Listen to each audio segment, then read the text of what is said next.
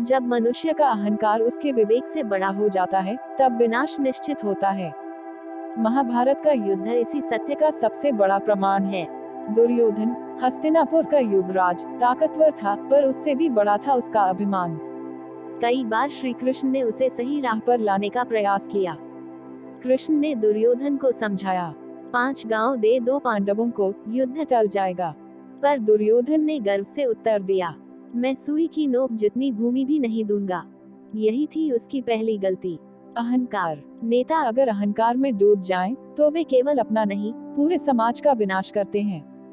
अहंकार सत्य को स्वीकार नहीं करता, बल्कि उसे दबाने की कोशिश करता है। दुर्योधन ने भी यही किया, और परिणाम स्वरूप महायुद्ध हुआ। दुर्योधन की दूसरी गलती थी गलत सलाहकारों पर भरोसा। उसने शकुनी जैसे कपटी और स्वार्थी लोगों की बातों में आकर निर्णय लिए। सच्चे हितैषियों की सलाह को अनसुना कर दिया। शकुनी ने उसकी ईर्ष्या को भड़काया और दुर्योधन ने द्रौपदी का अपमान करवा दिया।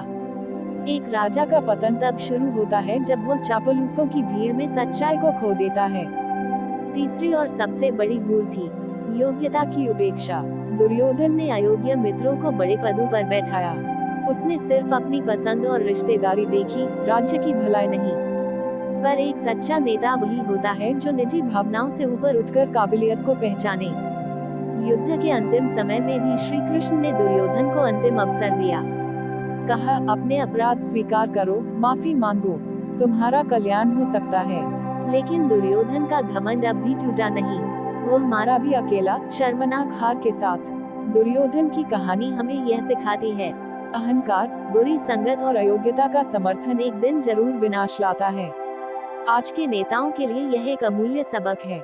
सत्ता चिरस्थायी नहीं होती, सत्य, धर्म और विनम्रता ही किसी को अमर बनाते हैं। तो आइए दुर्योधन की गलतियों से सीखें और ऐसा जीवन जिएं जो धर्म, विवेक और विनम्रता से भरा हो।